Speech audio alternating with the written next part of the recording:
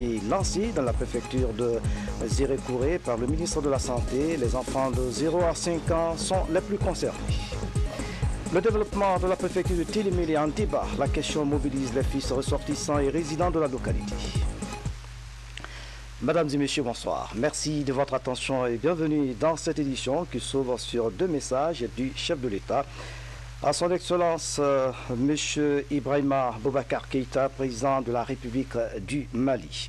Excellence, Monsieur le Président et chers frères, à l'occasion de la commémoration de la fête de l'indépendance de votre pays, vous me permettrez de vous exprimer les vives et fraternelles félicitations du peuple de Guinée et de son gouvernement ainsi que les miennes propres.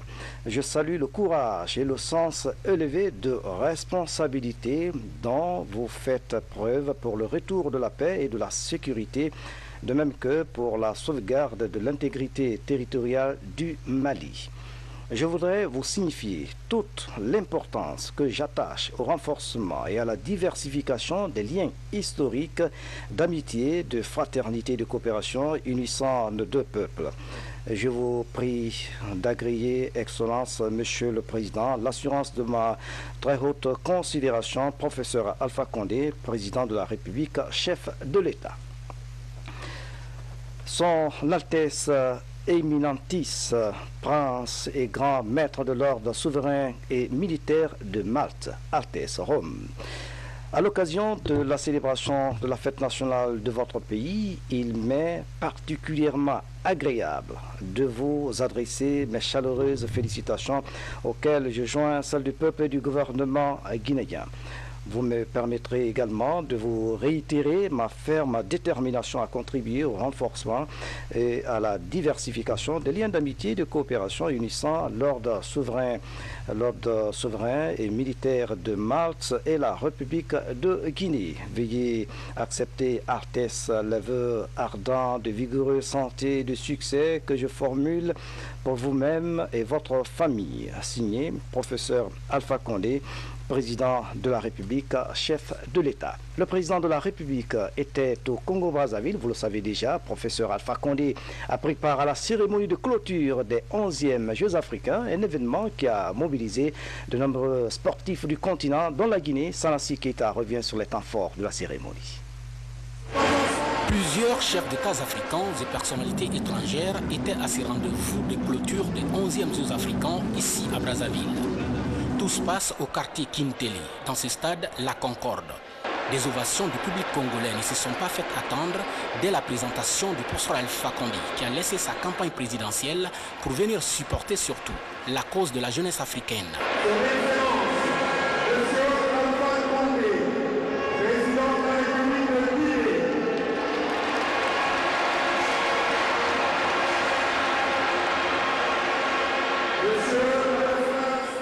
Manifestations culturelles et artistiques, il y en a eu ici dans ce stade, la Concorde de Brazzaville, pour faire de cette cérémonie de clôture des 11e Jeux africains de Brazzaville une véritable réussite.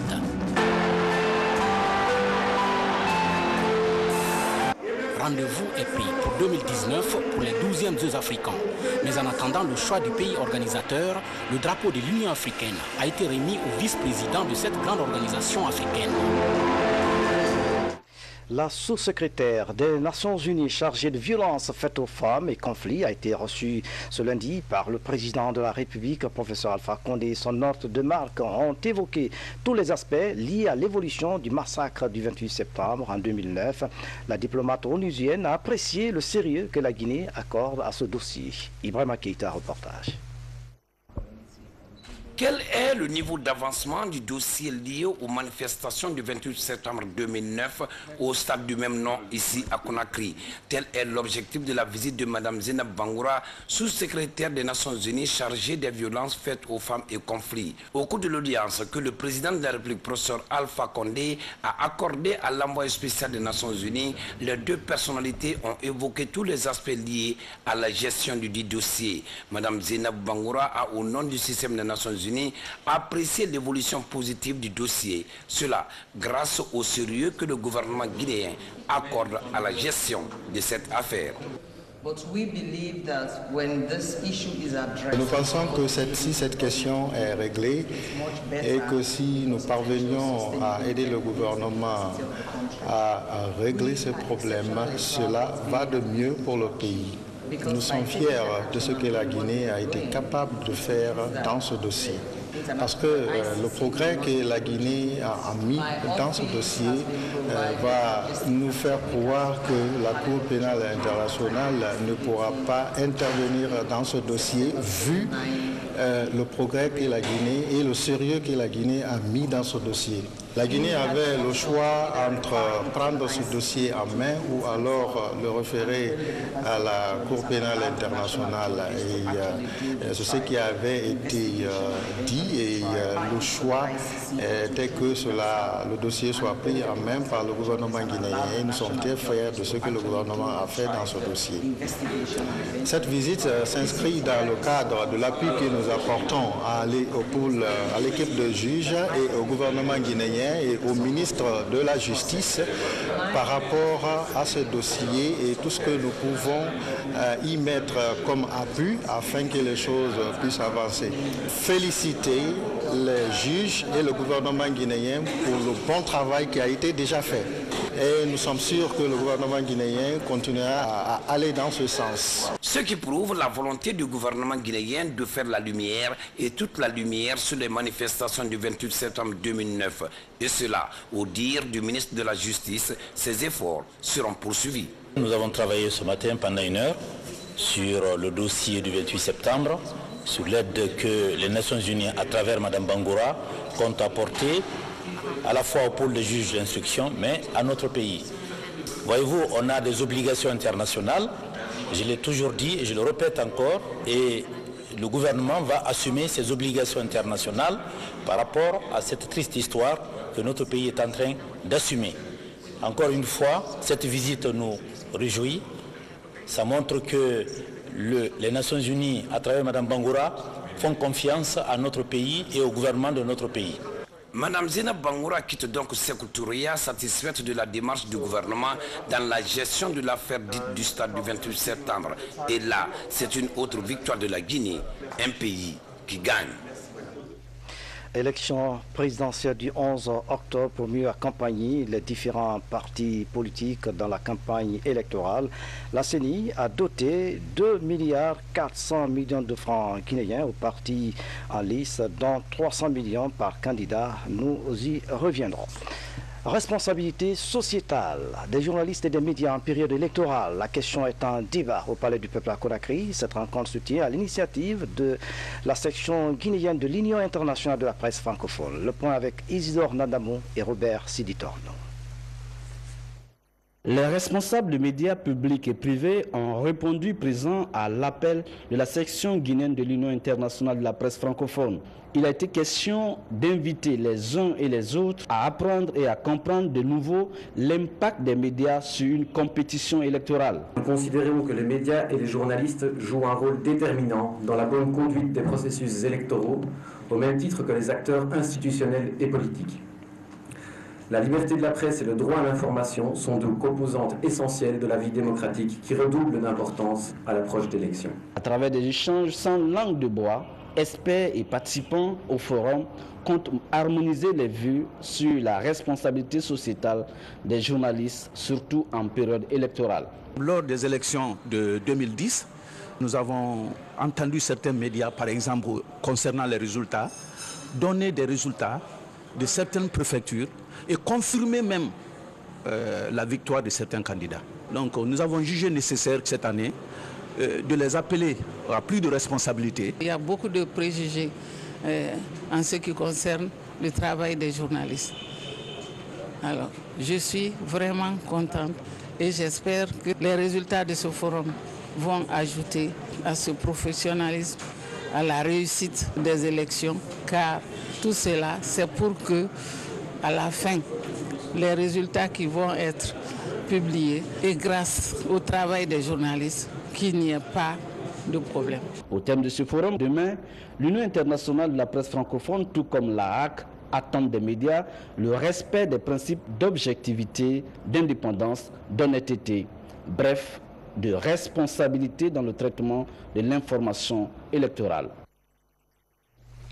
Le président de l'Assemblée nationale au contact des populations à Dubrika et à Kindia, Claude Kori-Kounyano, a invité les citoyens à cultiver la paix et la cohésion sociale, surtout en période électorale. Une démarche saluée et appréciée par les populations locales. Abdeya, le reportage. C'est au stade préfectoral Fodefissa de Kindia que les populations du Kania reçoivent la délégation du Parlement guinéen. Elle est porteuse de messages de paix et d'unité pour renforcer la citoyenneté tout au long du processus électoral. Il faut vous poser, n'est-ce pas, un messager de la paix et de l'unité, parce que c'est cela qui nous permettra de nous donner la main pour mettre le pays sur les rails de la relance économique, sur les rails du développement économique et sur les rails de la croissance économique. À Dubrika également, le même message est livré aux élus locaux et aux populations. Le but est de réussir une présidentielle dans la transparence. Nous aussi, à notre tour, on n'hésiterait pas de remettre à la disposition tout ce qu'on a reçu aujourd'hui comme information pour nous permettre d'aller aux élections dans la paix, pour nous permettre de faire quelque chose qui est sollicité par le monde entier. Durant cette période de campagne électorale, le président de l'Assemblée nationale envisage d'intensifier la sensibilisation des militants des partis politiques sur la nécessité de promouvoir la paix et la non-violence dans le pays. Et puis, dans le même registre, la coalition des filles et femmes de Guinée réactive la case de veille. Ce sont 2000 observateurs qui seront déployés sur le territoire national. Les 33 préfectures connaîtront à partir du 1er octobre le mécanisme d'alerte précoce à partir de la case de veille. Voici le reportage signé de Safia Tokondé. Les élections présidentielles sont prévues pour le 11 octobre 2015. La COFIG réactive la case de veille. Cette fois, les 33 préfectures du pays participeront au mécanisme d'alerte précoce. C'est à l'issue d'une formation que cette délégation quitte Conakry pour l'intérieur du pays. Nous sommes dans l'euphorie des élections. Et pour qu'on ait une élection libre, apaisée et transparente en Guinée, il faudrait bien qu'on pose des jalons. Et l'un des jalons, c'est de faire comprendre à la population les acquis de la case de veille, et nous demandons à la population de la région administrative de Zérékoré de nous recevoir, de nous accepter et de nous écouter pour que cette population aussi soit imprégnée de ces acquis. Valider les bureaux, identifier les observateurs en vue d'une formation est la mission première de celle qui constitue cette première expérience dans le pays profond. Elles vont pour faire un travail citoyen pour la Guinée, pour l'ensemble des Guinéens. Et elles savent que la COFIG est constituée au-delà de l'appartenance politique, ethnique, confessionnelle et sociale. Ça, c'est un principe qui nous guide depuis que nous existons depuis 4 ans. Elles savent qu'elles vont pour faire un travail citoyen, un travail d'identification sur le terrain, un travail de sensibilisation à la paix et de préservation pour que les prochaines élections se passent dans de bonnes conditions. À partir du 1er octobre, la case de veille sera officiellement lancée dans tout le pays. 2000 observateurs seront déployés pendant 7 mois avec pour devise la préservation de la paix. Et puis la Guinée célèbre ce 21 septembre la journée internationale de la paix sous le thème Partenariat pour la paix. À propos, voici un extrait de la déclaration du ministre des Droits de l'Homme, Khalifa Gassama Yabi, au micro de Makale Souma. En temps de violence. La fraternité républicaine n'a pas pu résoudre, la haine ne le pourra point. Ce que le dialogue ne règle pas, la violence ne le pourra pas. Nous avons ensemble ce défi à relever. Il faut renoncer à toute forme de provocation, renoncer au langage et propos qui incitent à la haine ou à la violence, renoncer aux actes qui blessent, renoncer aux actes qui frustrent, renoncer aux actes qui humilient, renoncer aux comportements violents. Chers compatriotes, ensemble, agissons pour la paix patiemment. Ensemble, travaillons pour la fraternité en cultivant l'amour et la fraternité entre nous. Ensemble, construisons patiemment une Guinée démocratique, juste et libre dans l'intérêt de tous les Guinéens, car la violence n'amène que plus d'injustice, de tristesse, dans les familles, de douleur dans la société et de destruction dans le pays. Prière pour la paix du cœur. Les fidèles religieux implorent la grâce divine pour qu'il repende sa miséricorde sur notre pays. Les musulmans de Kamikolo, dans Boké, ont lu 2000 fois le Saint-Coran pour une élection sans violence en Guinée. C'est le Premier ministre qui a présidé la cérémonie, Ousmane Diallo. C'est la 28e édition de cette séance de lecture du Saint-Coran. Une initiative des populations de Kamikolo dans la préfecture de Boké. Elles implorent la grâce de Dieu pour qu'il repende sa miséricorde sur la Guinée, surtout en cette période électorale. Les assises sont le couronnement de 7 jours de prière. Des fidèles venus nombreux des localités périphériques ont lu 2000 fois le Coran dans son entièreté pour une élection sans violence. Cette année, on a organisé pour l'élection qui venait là, pour que tous les Guinéens vont récupérer de la paix à notre pays, en Afrique. C'est ça qu'on veut. Après l'élection, la personne qui Dieu nous donne comme une présidente de la République, tous les Guinéens l'acceptent pour suivre derrière de cette personne. Pour cette édition, c'est le Premier ministre Mohamed Seïd Fofana qui a présidé la cérémonie de clôture. Comme lui, de nombreux fidèles ont salué l'initiative.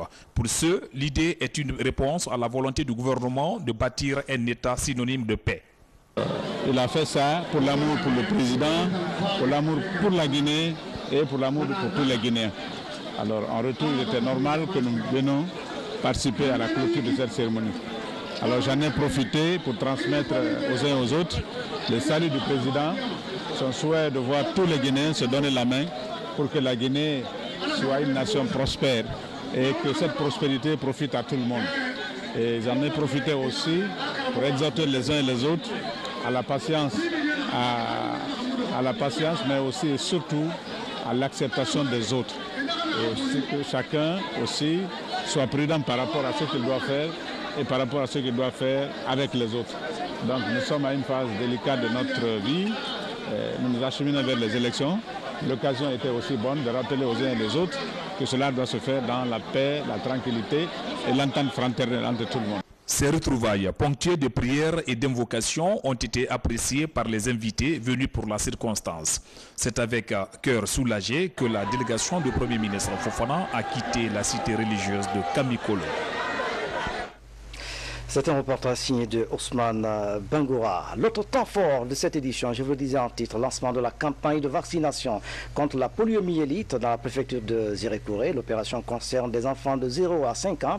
Elle est organisée par le programme élargi de vaccination et ses partenaires. C'est le ministre de la Santé publique qui a lancé la campagne en présence du représentant de l'OMS. Le reportage est signé de Adia Toubari. La région administrative de Zérékouré, première étape de la campagne de vaccination contre la poliomyélite. Elle consiste à administrer le vaccin polio aux enfants âgés de 0 à 59 mois. De quoi protéger cette couche vulnérable contre la paralysie et les décès liés à la pathologie. Il faut absolument que nous réagissions vite, que nous réagissions fort. Réagir vite pour la polio, ça veut dire vacciner tous les enfants. Un enfant qui manque, c'est un enfant qui peut être paralysé demain et qui peut disperser le virus dans l'environnement pour toucher d'autres enfants. Cette campagne de vaccination de masse contre la poliomyélite va toucher 4 préfectures du pays. Il s'agit de Kankan, Farana, Labé et Zérékouré, des zones à haut risque. La cible estimée est de 1 142 261 enfants dans ces 4 régions sanitaires, soit 1 347 920 doses de vaccins polio par tour, avec un scénario de 3 passages. Nous avons mis vraiment des moyens, on a mis des comités un peu partout pour nous permettre justement de convaincre la population afin que tous les enfants de 0 à 59 mois soient vaccinés contre la poliomyélite. La Guinée et le Mali sont les pays de la sous-région affectés par l'épidémie de la poliomyélite. Les deux pays entendent harmoniser les stratégies pour contenir l'épidémie dans un bref délai. En plus bref, des fournitures scolaires pour les enfants victimes d'Ebola dans la préfecture de Guékédou. C'est un don de la présidente du Cercle féminin de Guinée. L'action vise à faciliter une bonne rentrée scolaire pour ces enfants vulnérables. Le concours d'accès aux établissements d'enseignement supérieur a démarré ce lundi en Guinée. À Conakry, ils sont plus de 500 000 candidats. Des dispositions sont prises pour le succès de l'opération. Voici le constat de Habib Thiam et Ibrahima Khalil Kamara. L'épreuve de français signe le début de ce concours d'accès aux établissements techniques et professionnels du pays. Le plus grand effectif revient à l'École nationale des arts et métiers avec 489 candidats contre 1 pour l'éducation physique et sportive et 1 pour l'ENATEF de Mamou. Je suis là pour faire le concours d'entrée ENAM parce que j'ai besoin d'avoir un diplôme. Alors pour travailler, il faut un diplôme. Bon, je crois que le sujet est abordable, ce n'est pas un sujet très coriace, donc on s'en sort bien. Ancien lycée Matam, le lycée 1er mars est l'établissement hôte de ce concours pour la région de Conakry et 40 surveillants sont mobilisés pour la circonstance, en plus du cordon sécuritaire. Le concours a commencé aujourd'hui sur toute l'étendue du territoire. Maintenant, au niveau régional, nous avons les écoles du type B, c'est-à-dire l'ENAM va se faire dans toutes les capitales régionales. Maintenant, l'ENEPS, l'ENATEF, ça sera dans certaines préfectures, dans les autres préfectures. Nous avons pour l'ENAM environ 500 candidats et pour les autres écoles, un effectif qui est ici inférieur à 10. Mais ces écoles se trouvent à l'intérieur du pays. Et c'est dans les chefs-lieux de région qu'il y aura des effectifs beaucoup plus conséquents. Pour le moment, les examens se déroulent très bien. La deuxième journée va regrouper les candidats des CFP et le CEPERTAM. Suivront enfin les futurs représentants de l'École nationale des postes et télécommunications. Voilà, à préciser que selon notre reporter Habib Thiam, 500 candidats affrontent ce concours pour la région de Conakry. Œuvre de charité, la Miss Guinée 2015 offre des fournitures scolaires aux élèves des débarcadères de Dixine et de Temnetaï. Le geste vise à assister les bénéficiaires dans les préparatifs de la prochaine rentrée scolaire. Ali Akama a suivi la remise. Beaucoup de jeunes se sont retrouvés dans la pêche artisanale par héritage. Très tôt, ils ont suivi leurs parents dans cette pratique qui, faute de moyens ou de volonté, ne les ont pas mis à l'école. C'est ce cri de cœur de la société qui a inspiré la Miss Guinée 2015 à travers ce geste. Non seulement elle a convaincu les pêcheurs de scolariser leurs filles et fils lors de la prochaine ouverture des classes, mais elle a également appuyé cette démarche par un don de fournitures scolaires en faveur de ces couches défavorisées. Il y a des enfants ici dont les parents n'ont pas les moyens de se payer des fournitures scolaires. La Miss nous avait envoyé dans un premier temps 200 cartons de cahiers et une centaine d'ardoises. Aujourd'hui, elle complète son don. On lui dit merci. Ce projet était inscrit en tête des listes des priorités de Miss Guinée dès son sacre. Elle l'a simplement peaufiné en faisant également un geste pour les nouveau-nés à travers cet autre don. Mais l'urgence pour elle, c'est de plaider en faveur de la scolarisation des enfants. C'est quelque chose qui me tient à cœur, l'éducation des enfants. Donc faire ces dons de fournitures scolaires dans ces quartiers défavorisés est ma part, où je peux me permettre de dire, est ma contribution pour la réduction du taux d'analphabétisme dans les années à venir. L'humanitaire, c'est quelque chose qui me passionne en fait. Et je suis une amoureuse des enfants, donc faire ces dons et soutenir ces parents défavorisés, c'est quelque chose qui me plaît bien et je tiens à rappeler que je ne m'arrêterai pas ici. La donatrice a également un projet d'assistance en faveur des toilettes publiques de la capitale. Et ce don de kits sanitaires pour assainir les latrines du quartier Manquepa constitue la première étape d'une tournée prévue pour bientôt. La deuxième édition du Forum international pour le développement du Télémélé vient de prendre fin. Elle a regroupé les fils ressortissants et résidents de la localité. Pendant 4 jours, ils ont passé en revue les questions liées au développement socio-économique de la préfecture. Bambadou Saliou Diallo était de la partie. Rencontre de grand enjeu pour le développement de la préfecture de Télémélé. Les fils de la localité, ressortissants et résidents, discutent des projets pour impulser le développement à la base. Durant 4 jours d'intenses débats sur l'éducation, la santé et l'environnement, des conclusions sont tirées.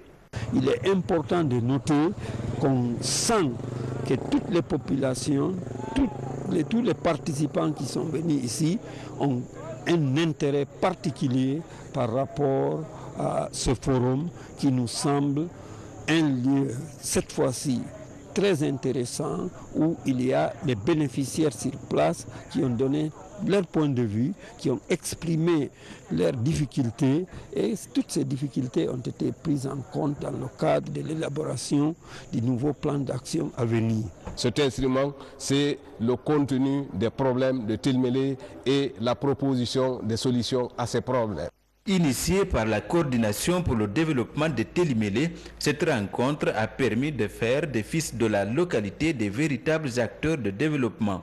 Ils entendent désormais œuvrer aux côtés du gouvernement pour relever les énormes défis de développement auxquels la préfecture est confrontée. Cette rencontre, la première du genre dans la localité, suscite grand espoir chez les populations. Il y a des choses que les communautés peuvent faire, il y a des choses que l'État doit faire. Alors ça, si ça se circonscrit dans une organisation pareille, on ne peut qu'appuyer, accompagner, soutenir et faire en sorte qu'il y ait un élan. C'est pourquoi justement j'ai mis tous les cadres administratifs de la préfecture à leur disposition pour qu'ils puissent vraiment éplucher tout et voir quelle est la conduite à tenir. Dans la localité, une lueur d'espoir renaît. À marge de sa visite dans la localité, le chef de l'État a inauguré la première station de pompage d'adduction d'eau de la commune urbaine. Il a également lancé les travaux de bitumage de la voirie urbaine sur une distance de 11 km. Tristesse, douleur et consternation. La famille sportive est en deuil. Ousmane Bangoura Mané Garancha a tiré sa révérence des suites d'une courte maladie à l'hôpital d'Ignaz d'Inissé à Conakry. Ancien sociétaire de AFIA 77, puis reporter sportif. Le défunt était adulé par la nouvelle génération. La Guinée lui a rendu ce matin un dernier hommage. Le film de la cérémonie d'Aoudaba. Regardez. En sa qualité de fervent technicien au niveau de l'attaque, Ousmane Bangoura Mané Garancha a fait parler de lui tout feu, tout flamme dans toutes ses actions dans ce club de football du AFIA 77. Né en 1950 à Conakry, il laisse derrière lui une veuve et 4 enfants. Amis, collaborateurs et familles du défunt se souviennent de l'homme. Tous nos papas ressortissants ont eu fils aîné comme Ousmane Garancha. Il n'est que Ousmane Garancha qui est là, le plus élevé d'âge de toute la famille. Il a regroupé tous ses jeunes frères et jeunes sœurs. Ousmane Bangoura Garancha, devant ta dépouille mortelle, nous te demandons respectueusement de nous tenir rigueur pour la pauvreté de nos propos, qui n'ont plus et là campé l'honorabilité, la sagesse et l'humilité de ta haute personnalité. Au moment où le monde sportif a encore besoin de lui, Dieu l'arrache à l'affection et au service de sa famille et de ses collaborateurs. C'était une après-midi dominicale de 1974. Le stade du 28 septembre s'était paré de ses plus beaux habits. L'insulaire Mané a compris la leçon. Bien que ses camarades qui l'attendaient pour arroser la victoire. Plus de ce monde. Je me réserve de faire le décompte pour ne pas nous attirer la colère divine. Parce que Dieu va se dire, si vous vous mettez à décompter, mais un jour je vous reprends tous. Donc, nous n'allons pas décompter, mais vous les connaissez. Ils sont nombreux. Nous souhaitons que la terre de Guinée, qu'ils ont défendue avec courage, avec honneur, avec abnégation, leur soit légère. Footballeur, consultant sportif à la RTG, tous ses atouts reconnaissent sa réussite exceptionnelle au poste du conseiller au ministère des Sports. Il fallait être sûr de son talent avant d'affronter Mané Garancha dans le AFIA 77, triple champion d'Afrique. Repose en paix au pays de tes ancêtres, sous les pieds des baobabs du royaume du silence. Ousmane Bangoura, Mané et Garincha, tu as bien rempli ta mission, grand frère, dors en paix. C'est la fin de cette édition à tous. Merci de nous avoir. Nous pensons que si cette question est réglée et que si nous parvenions à aider le gouvernement à régler ce problème, cela va de mieux pour le pays. Nous sommes fiers de ce que la Guinée a été capable de faire dans ce dossier. Parce que le progrès que la Guinée a mis dans ce dossier va nous faire croire que la Cour pénale internationale ne pourra pas intervenir dans ce dossier vu le progrès que la Guinée et le sérieux que la Guinée a mis dans ce dossier. La Guinée avait le choix entre prendre ce dossier en main ou alors le référer à la Cour pénale internationale. Et c'est ce qui avait été dit et le choix était que le dossier soit pris en main par le gouvernement guinéen. Et nous sommes très fiers de ce que le gouvernement a fait dans ce dossier. Cette visite s'inscrit dans le cadre de l'appui que nous apportons à l'équipe de juges et au gouvernement guinéen et au ministre de la Justice par rapport à ce dossier et tout ce que nous pouvons y mettre comme appui afin que les choses puissent avancer. Féliciter les juges et le gouvernement guinéen pour le bon travail qui a été déjà fait. Et nous sommes sûrs que le gouvernement guinéen continuera à aller dans ce sens. Ce qui prouve la volonté du gouvernement guinéen de faire la lumière et toute la lumière sur les manifestations du 28 septembre 2009. Et cela, au dire du ministre de la Justice, ces efforts seront poursuivis. Nous avons travaillé ce matin pendant 1 heure sur le dossier du 28 septembre, sous l'aide que les Nations Unies, à travers Mme Bangoura, comptent apporter à la fois au pôle de juges d'instruction, mais à notre pays. Voyez-vous, on a des obligations internationales, je l'ai toujours dit et je le répète encore, et le gouvernement va assumer ses obligations internationales par rapport à cette triste histoire que notre pays est en train d'assumer. Encore une fois, cette visite nous réjouit. Ça montre que les Nations Unies, à travers Mme Bangoura, font confiance à notre pays et au gouvernement de notre pays. Madame Zainab Bangoura quitte donc Sékou Touré, satisfaite de la démarche du gouvernement dans la gestion de l'affaire dite du stade du 28 septembre. Et là, c'est une autre victoire de la Guinée, un pays qui gagne. Élection présidentielle du 11 octobre pour mieux accompagner les différents partis politiques dans la campagne électorale. La CENI a doté 2,4 milliards de francs guinéens aux partis en lice, dont 300 millions par candidat. Nous y reviendrons. Responsabilité sociétale des journalistes et des médias en période électorale. La question est en débat au Palais du Peuple à Conakry. Cette rencontre se tient à l'initiative de la section guinéenne de l'Union internationale de la presse francophone. Le point avec Isidore Nandamou et Robert Siditorno.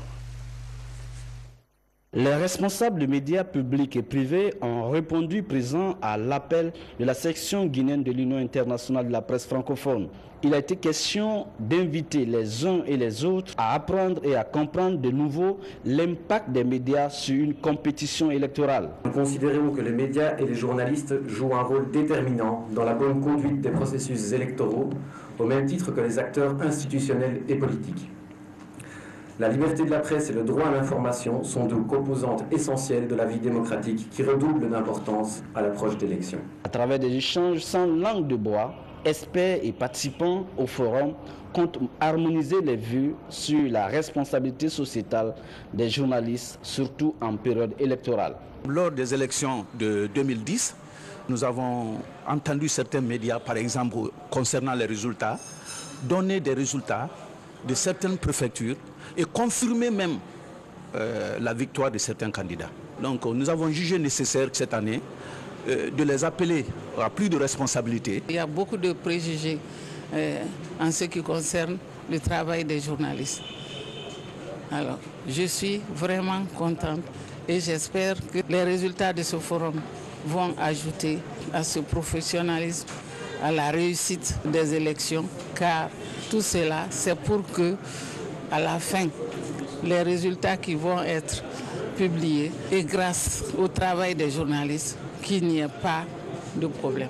Au terme de ce forum, demain, l'Union internationale de la presse francophone, tout comme la Mali sont les pays de la sous-région affectés par l'épidémie de la poliomyélite. Les deux pays entendent harmoniser les stratégies pour contenir l'épidémie dans un bref délai. En plus bref, des fournitures scolaires pour les enfants victimes d'Ebola dans la préfecture de Guékédou.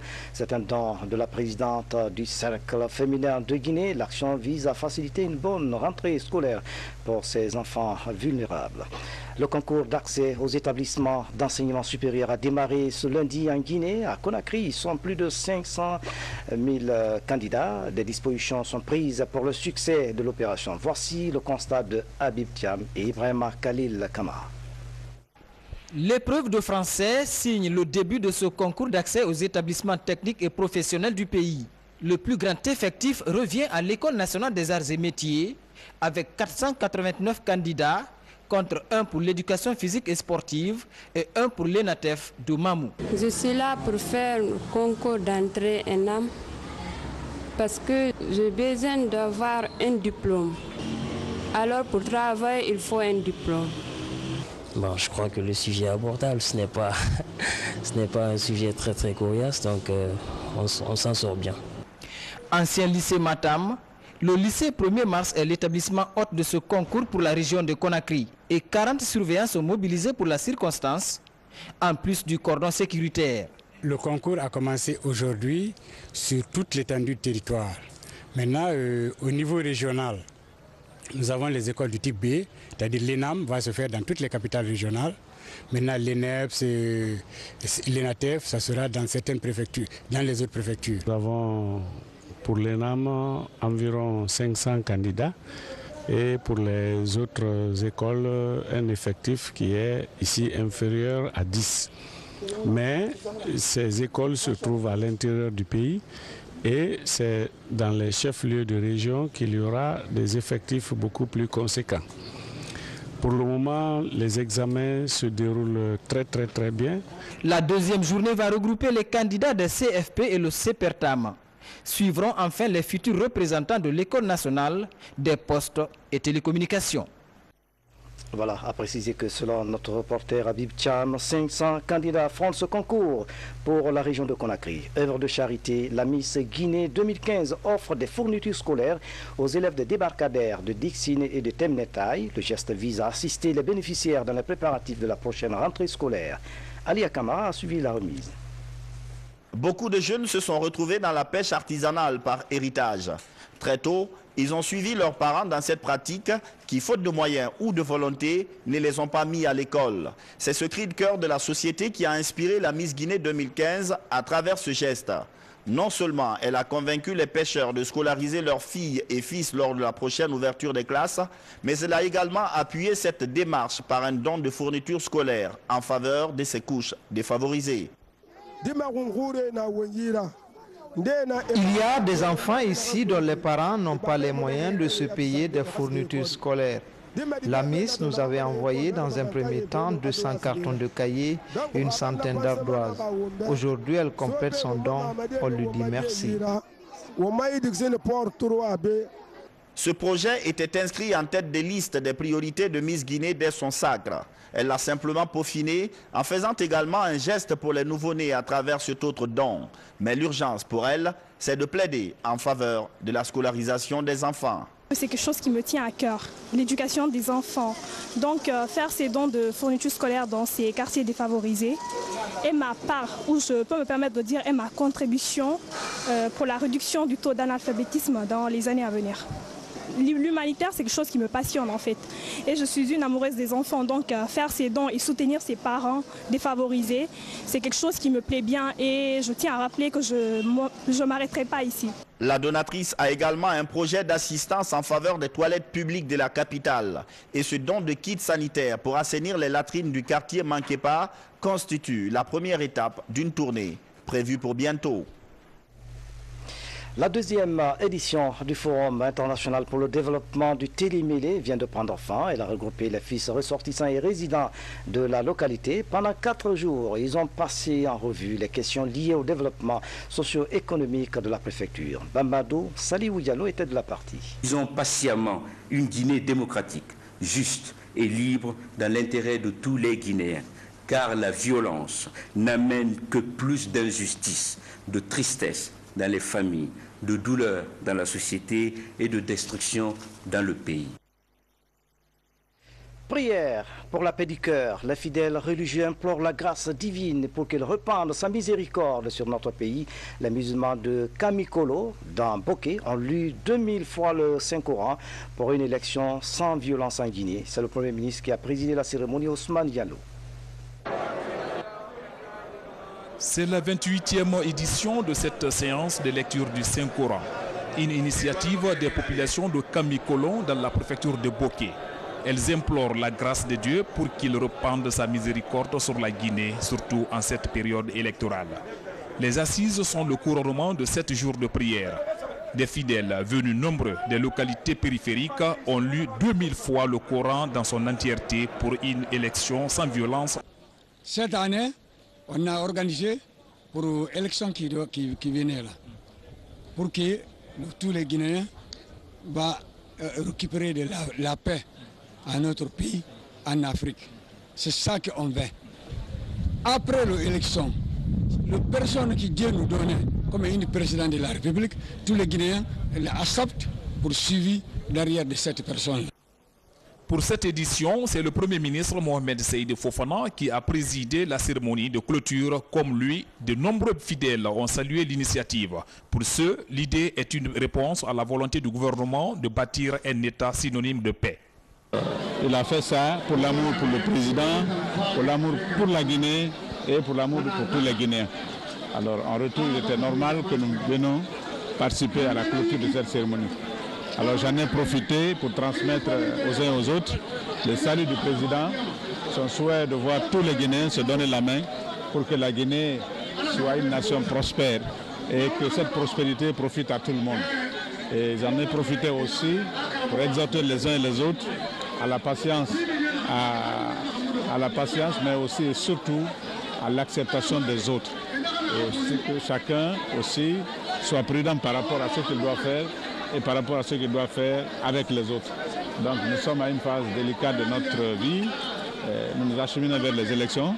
L'occasion était aussi bonne de rappeler aux uns et les autres que cela doit se faire dans la paix, la tranquillité et l'entente fraternelle entre tout le monde. Ces retrouvailles ponctuées de prières et d'invocations ont été appréciées par les invités venus pour la circonstance.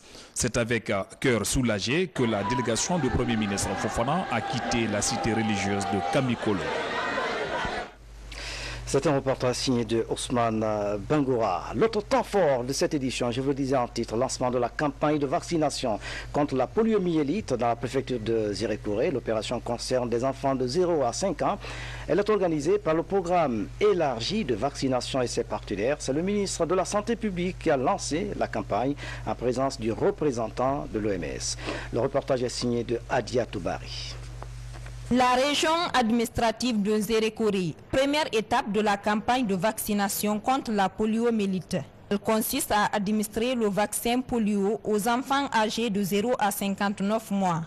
De quoi protéger cette couche vulnérable contre la paralysie et les décès liés à la pathologie. Il faut absolument que nous réagissions vite, que nous réagissions fort. Réagir vite pour la polio, ça veut dire vacciner tous les enfants. Un enfant qui manque, c'est un enfant qui peut être paralysé demain et qui peut disperser le virus dans l'environnement pour toucher d'autres enfants. Cette campagne de vaccination de masse contre la poliomyélite va toucher 4 préfectures du pays. Il s'agit de Kankan, Farana, Labé et Zirékouré, des zones à haut risque. La cible estimée est de 1 142 261 enfants dans ces 4 régions sanitaires, soit 1 347 920 doses de vaccins polio par tour, avec un scénario de 3 passages. Nous avons mis vraiment des moyens, on a mis des comités un peu partout pour nous permettre justement de convaincre la population afin que tous les enfants de 0 à 59 mois soient vaccinés contre la poliomyélite. La Guinée et le Mali. Lancé dans la préfecture de Zirékouré par le ministre de la Santé, les enfants de 0 à 5 ans sont les plus concernés.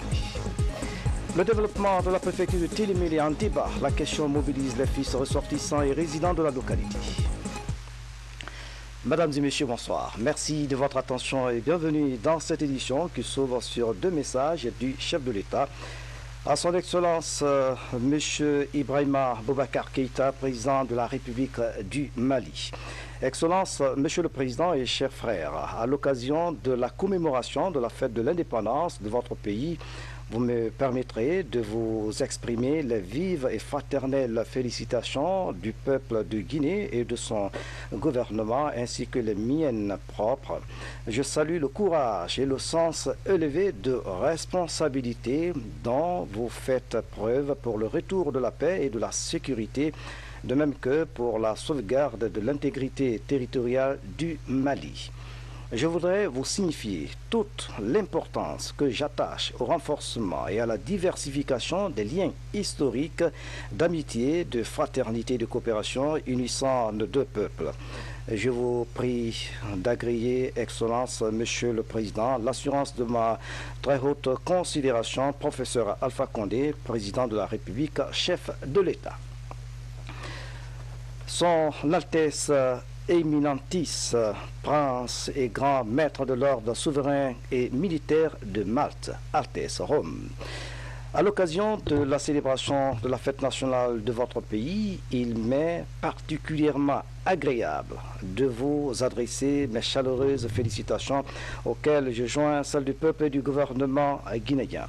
Vous me permettrez également de vous réitérer ma ferme détermination à contribuer au renforcement et à la diversification des liens d'amitié et de coopération unissant l'ordre souverain et militaire de Malte et la République de Guinée. Veuillez accepter, Altesse, les vœux ardents de vigoureuse santé et de succès que je formule pour vous-même et votre famille. Signé, professeur Alpha Condé, Président de la République, chef de l'État. Le président de la République était au Congo-Brazzaville, vous le savez déjà. Professeur Alpha Condé a pris part à la cérémonie de clôture des 11e Jeux africains, un événement qui a mobilisé de nombreux sportifs du continent, dont la Guinée. Salassi Keïta revient sur les temps forts de la cérémonie. Plusieurs chefs d'État africains et personnalités étrangères étaient à ces rendez-vous de clôture des 11e Jeux africains ici à Brazzaville. Tout se passe au quartier Kintélé, dans ce stade La Concorde. Des ovations du public congolais ne se sont pas faites attendre dès la présentation du professeur Alpha Condé, qui a laissé sa campagne présidentielle pour venir supporter surtout la cause de la jeunesse africaine.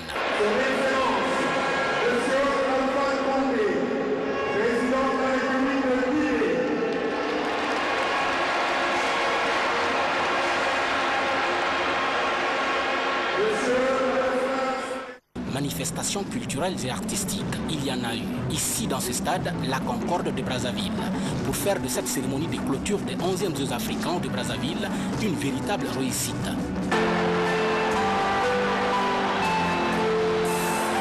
Rendez-vous est pris pour 2019 pour les 12e Jeux africains. Mais en attendant le choix du pays organisateur, le drapeau de l'Union africaine a été remis au vice-président de cette grande organisation africaine. La sous-secrétaire des Nations Unies chargée de violences faites aux femmes et conflits a été reçue ce lundi par le président de la République, professeur Alpha Condé, et son hôte de marque ont évoqué tous les aspects liés à l'évolution du massacre du 28 septembre en 2009. La diplomate onusienne a apprécié le sérieux que la Guinée accorde à ce dossier. Ibrahima Keïta, reportage. Quel est le niveau d'avancement du dossier lié aux manifestations du 28 septembre 2009 au stade du même nom ici à Conakry? Tel est l'objectif de la visite de Mme Zainab Bangoura, sous-secrétaire des Nations Unies chargée des violences faites aux femmes et conflits. Au cours de l'audience que le président de la République, professeur Alpha Condé, a accordé à l'envoyé spécial des Nations Unies, les deux personnalités ont évoqué tous les aspects liés à la gestion du dit dossier. Mme Zainab Bangoura a, au nom du système des Nations Unies, apprécier l'évolution positive du dossier. Cela grâce au sérieux que le gouvernement guinéen accorde à la gestion de cette affaire. Attente des médias, le respect des principes d'objectivité, d'indépendance, d'honnêteté, bref, de responsabilité dans le traitement de l'information électorale. Le président de l'Assemblée nationale au contact des populations à Dubrika et à Kindia, Claude Kori-Kounyano, a invité les citoyens à cultiver la paix et la cohésion sociale, surtout en période électorale. Une démarche saluée et appréciée par les populations locales. Abdeya, le reportage. C'est au stade préfectoral Fodefissa de Kindia que les populations du Kania reçoivent la délégation du Parlement guinéen. Elle est porteuse de messages de paix et d'unité pour renforcer la citoyenneté tout au long du processus électoral. Il faut vous poser, n'est-ce pas, un messager de la paix et de l'unité, parce que c'est cela qui nous permettra de nous donner la main pour mettre le pays sur les rails de la relance économique, sur les rails du développement économique et sur les rails de la croissance économique. À Dubrika également, le même message est livré aux élus locaux et aux populations. Le but est de réussir une présidentielle dans la transparence. Nous aussi, à notre tour, on n'hésiterait pas de remettre à la disposition tout ce qu'on a reçu aujourd'hui comme information pour nous permettre d'aller aux élections dans la paix, pour nous permettre de faire quelque chose qui est sollicité par le monde entier. Durant cette période de campagne électorale, le président de l'Assemblée nationale envisage d'intensifier la sensibilisation des militants des partis politiques sur la nécessité de promouvoir la paix et la non-violence dans le pays. Et puis, dans le même registre, la coalition des filles et femmes de Guinée réactive la case de veille. Ce sont 2000 observateurs qui seront déployés sur le territoire national. Les 33 préfectures connaîtront à partir du 1er octobre le mécanisme d'alerte précoce à partir de la case de veille.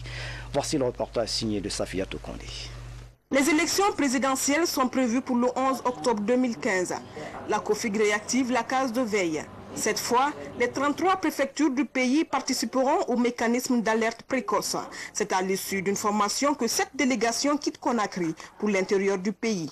Nous sommes dans l'euphorie des élections. Et pour qu'on ait une élection libre, apaisée et transparente en Guinée, il faudrait bien qu'on pose des jalons. Et l'un des jalons, c'est de faire comprendre à la population les acquis de la case de veille, et nous demandons à la population de la région administrative de Zérékoré de nous recevoir, de nous accepter et de nous écouter pour que cette population aussi soit imprégnée de ces acquis. Valider les bureaux, identifier les observateurs en vue d'une formation est la mission première de celle qui constitue cette première expérience dans le pays profond. Elles vont pour faire un travail citoyen pour la Guinée, pour l'ensemble des Guinéens. Et elles savent que la COFIG est constituée au-delà de l'appartenance politique, ethnique, confessionnelle et sociale. Ça, c'est un principe qui nous guide depuis que nous existons, depuis 4 ans. Elles savent qu'elles vont pour faire un travail citoyen, un travail d'identification sur le terrain, un travail de sensibilisation à la paix et de préservation pour que les prochaines élections se passent dans de bonnes conditions. À partir du 1er octobre, la case de veille sera officiellement lancée dans tout le pays. 2000 observateurs seront déployés pendant 7 mois avec pour devise la préservation de la paix. Et puis la Guinée célèbre ce 21 septembre la journée internationale de la paix sous le thème « Partenariat pour la paix ». À propos, voici un extrait de la déclaration du ministre des Droits de l'Homme, Khalifa Gassama Yabi, au micro de Makale Souma. En temps de violence. La fraternité républicaine n'a pas pu résoudre, la haine ne le pourra point. Ce que le dialogue ne règle pas, la violence ne le pourra pas. Nous avons ensemble ce défi à relever. Il faut renoncer à toute forme de provocation, renoncer au langage et propos qui incitent à la haine ou à la violence, renoncer aux actes qui blessent, renoncer aux actes qui frustrent, renoncer aux actes qui humilient, renoncer aux comportements violents. Chers compatriotes, ensemble, agissons pour la paix patiemment. Ensemble, travaillons pour la fraternité en cultivant l'amour et la fraternité entre nous. Ensemble, construisons